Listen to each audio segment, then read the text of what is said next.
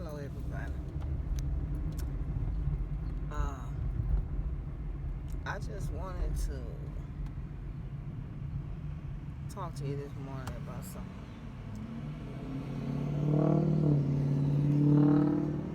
How much money do we waste? Every time we go to the store, we pick up something that we know we don't need. Something that we really don't want. It's just my grandma used to say, your eyes is bigger than your belly.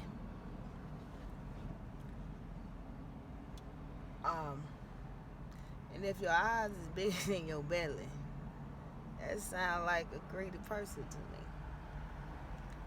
So let's take an example. If they cut off all benefits, all rights to do anything, and you was confined to your house, or you was put in a certain area for a certain period of time, what would you take with you to survive?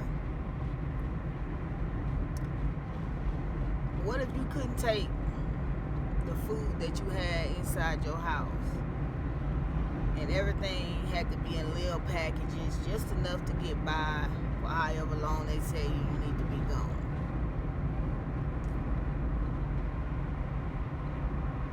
Have you ever thought of buying seeds? Something so small you can fit it in your pocket that nobody would notice. And all you would need when you get to where you're going is dirt and water. And that could be your food that you live off. Even if you wasn't liking the food that they was giving you going wherever you was going. How much does a pack of seeds cost? Well, depending on the seed. You could take the seeds from a tomato that you get in a real tomato, because it's supposed to be seeds in there. And you can take them out the tomato, put them in a napkin, and let them dry out. Damp that napkin with a little water, place it inside the Ziploc bag, and watch you see root. You see growth. So anything that you buy that is real, I'm not talking about all that artificial flavor, all insemination, fertilization, and all that. I'm talking about what's real. Then it will grow. I think we got so used to this world being where we have to work less and get more, versus people I see work more and get less.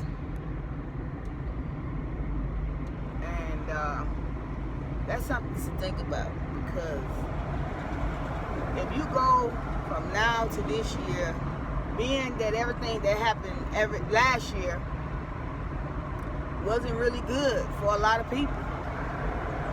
A lot of people didn't make it, and a lot of people are still being dumbed down, still masked up. What if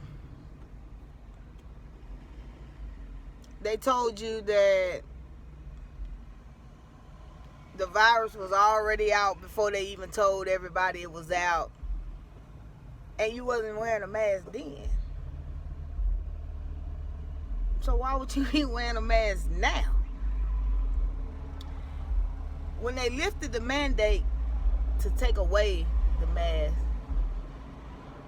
people still wear masks. I only wear a mask where it's required, like if I'm at work, or when I go out in the public, I be just who I was before the pandemic. Because I was never scared. I'm still not scared. And when you got a faith in God that know that he will cover you and still allow things to happen to you, and you still remain faithful, then you'll see those results. Because I never got sick. Nobody in my house ever got sick. We never contracted the virus.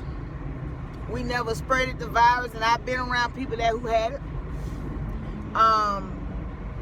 But that's a covering. Just like a covenant with God and his people.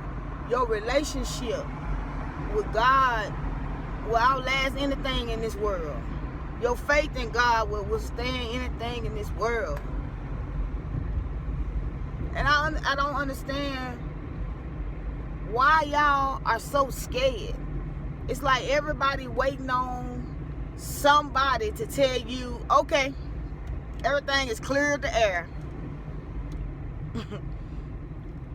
If you believe the people in the media who you only see on TV and not know that that's really them or not, then how can you say you believe God and Christ and nobody has ever seen them? So that take you back to wondering, like, okay, so if I say I believe God and I've never seen him,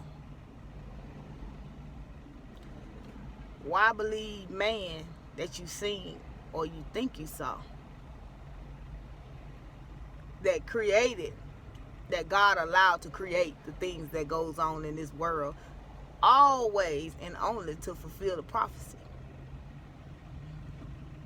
We look at life like, oh, it's a karma. I'm just getting my karma back, or, oh, I deserve this, I deserve that. And, you know, people quick to say you reap what you sow. A lot of time, the stuff we go through in life are a part of a test and trial that we must go through, that we must encounter to strengthen us, to show the faith that we say that we have in God to be true or not. So today is Friday, and if you sit around your house or you go home today and you got an empty bucket, if you got an empty flower pot, somebody gave you a flower, a rubber plant, or anything like that, seeds only cost 50 cents, 75 cents, $1. The highest pack of seeds I bought was, I think, $1.88. The highest tree that I bought, I think my Myra lemon tree was $34. And I planted my stuff long before it was time to be planted or replanted, and I got fruit.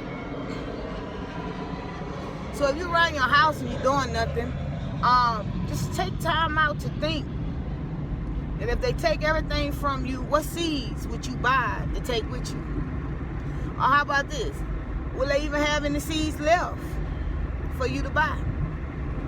Because I think the pandemic was a time for us to get closer to our family. First and foremost, to get right with God, to change our wicked thinking, our wicked ways that we see is good, but we know God knows that it's wrong. And yes, we're living in the modern day Noah. The days of Noah is here. And if anything, be grateful you made it this far. Be grateful that you make it. If you get out of your bed every morning, you don't thank God for allowing you to live, see another day, something is wrong. Unless you're thanking somebody else. And let's stop being dumbed down. God said his people are destroyed for a lack of knowledge. Let's not be destroyed because you don't know.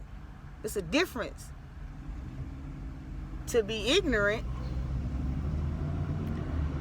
That means you don't know or have a lack of. But to know, for people to tell you and you not take heed. For people to take out their time to tell you something that could benefit you. If not just you, your children. But we must come out of the mentality that we don't know everything. That we don't always have the answer. That we're not going to go and show ourselves approval. And that falls back to show you that you believe in man before you believe in God. Because God did not give us the spirit of fear.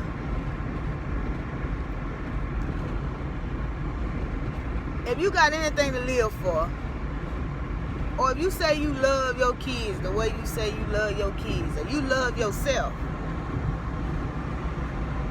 then you will take heed to what's going on in this world. You will take heed to the signs that is given.